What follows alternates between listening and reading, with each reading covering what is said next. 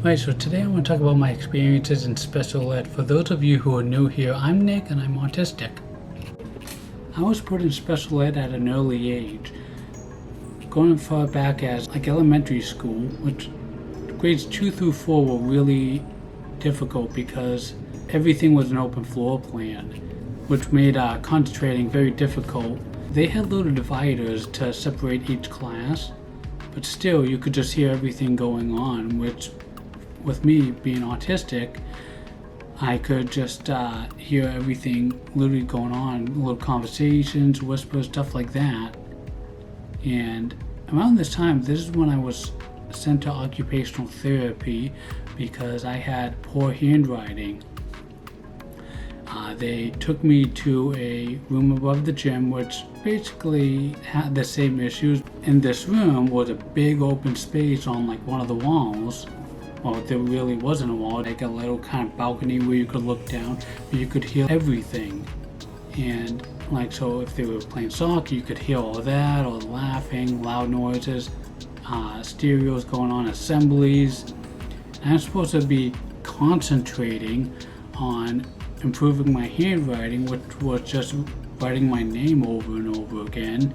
It felt forced and everything was criticized, and after that, I got to play on a swing or something for a few minutes before going back to my regular class. This is the reason why I didn't learn cursive.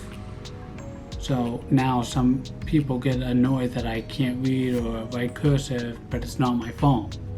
Oh, also I'm ambidextrous. They made me use only my right hand, which was really annoying to me. Still write with my left hand, but just out of habit now, I just use my right hand all the time.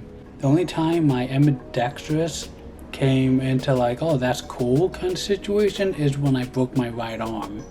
When it came to spelling at this time, the advice I was given was to spell things the way they sound, which does not work with English at all. So moving on to middle school, new crap. I wasn't in occupational therapy anymore, but I was still in special ed. Math and English didn't provide any real challenge anymore. All my spelling tests in 5th grade were 3 to 5 letter words. And the math all the way up to 8th grade was basic multiplication and division. Let me get this straight. We're behind the rest of our class, and we're going to catch up to them by going slower than they are? In 6th grade, I think I had counseling, but I didn't get anything out of that either. And it was basically, I saw it as a way to get out of class because 6th grade was really difficult for me for other reasons I'm not going to get into. I was bullied a lot. The problem with the counseling was that there was no space made available for this. So they'll have a counselor come in for students, but not have a space ready for them. So most of the time that I was in counseling, a lot of the times the teacher was just going around looking for available space. I had to find a vacant room because the school wouldn't provide that at all. I got bullied pretty hard, which made me shut down. And every time I got to school, I wouldn't talk to anyone. I wouldn't talk to any of the teachers. So their solution was to send me to speech therapy, which it was just a board game where it was like Monopoly, but with like social cues. So they tried to teach me how to say, hey, my name is Nick. Eventually, I snapped at the teacher and told them that I don't need this. I know how to do this. The reason why I don't talk to anybody is because I get beaten up on a daily basis. Teachers see it. They don't stop it. Nobody will help me with this at all. The teacher just looked at me and said, you need to say hi when you walk by people. So it was complete apathy when it came to any kind of actual issue I had. If we don't find a way out of this soon, I'm gonna lose it. It means go crazy. Nuts. Insane. bonzo. No longer in possession of one's faculties, 3 fries short of a Happy Meal. Wacko! 7th grade was also condescending as well. One of my stims is drawing, so during the lectures when the teacher's just going on and on about whatever subject it may be, I'll just, start drawing. It helps me focus. Helps me keep listening. But that's just not how my brain works, just staring at a teacher, looking at them and stuff. If I don't look at people, I can hear them better. I can retain what they said to me better. So the teacher said that I can do that on the first day of class, but then every day after that I was told, Look at me. Stop doing that. You have to look at me. You're in class.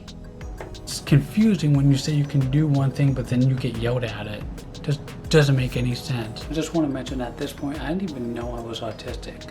So all this stimming and stuff I did, I didn't know that was stimming. It was just things I did. I thought it was kind of weird at this point, but I was already diagnosed, not informed of it. It's a complicated thing. I do have a video about how I found out I'm autistic. I'll leave that in the description or up there or whatever. But yeah, completely in the dark about all this stuff at this point. At some point we got a new teacher for some reason. All the reading got downgrading to fairy tales. And it wasn't like, the original fairy tales that are like, really dark, morbid kind of thing. No, it was like stuff that made Disney look like Lovecraft. That's how generic and cheesy they were. After class, I went up to the teacher and I said, can I have something more challenging and mature? I'm 13. This is a little, childish. And the teacher just looked at me like I was completely insane. Now, going to 8th grade, it was equally annoying. Surprise, right? They placed me in Spanish because apparently I need to learn Spanish because my choices are French or Spanish, but I need to learn Spanish. I got kicked out of 1 month of Spanish. I wasn't doing well in the class. Basically, I went in knowing how to count to 3. That's all I knew. Everything in Spanish class was said in Spanish. A lot wasn't translated for me. Things went too fast. The teacher talked too fast. I couldn't keep up. Instead of giving me a tutor or someone to help me study, they just kicked me out. Gave me another English class with the same teachers. I had 45 minutes of just sitting around because I already did the stuff earlier in the day. I had 45 minutes of just really nothing to do, so I just did some homework. But a lot of 8th grade, near the last few months of it, was in special ed, was basically watching Shrek on repeat constantly. The movies mellow them out. High school, I actually climbed out of special education a little bit, got into more advanced classes with history and whatever. In high school I had other issues that won't relate to special ed, and they also don't fit into this video, so I'm not even gonna touch up on them here. Special education has a special way to make you feel dumb, not good enough, and that everything you do is wrong. But it can be better. It can be much better than what it is. Allow stimming. Stimming isn't a bad thing. It helps regulate the mind, and there's nothing wrong with it. If you have a problem with stimming, that's a problem with you. Provide a space for counseling, studying, or just a place to cool down. For people like me, a lot of things can be louder. We can have a lot of problems in school. School isn't exactly designed for us, hence the need for special education. So if you provide a proper, quiet room where we can actually sit down and focus, things can go a lot easier, and the help we need will actually help us to get to where we need to be. Not that hard to figure out. Challenge the children who want to be challenged. You don't grow by staying in the same spot all the time. And if you just keep denying challenges and you deny somebody to grow and you set them up for failure, don't constantly point out weaknesses. So yes, some of us have bad handwriting, maybe an odd walk, maybe we're not too good at something. But the more you point it out, the more we become discouraged. That's for anyone. Oh, and I can't believe I have to say this one, but if a kid comes to you with a problem, like bullying or whatever, don't ignore it. If you ignore it, you're the part of the problem. That's all I got for today, so thank you for watching, and please like and subscribe.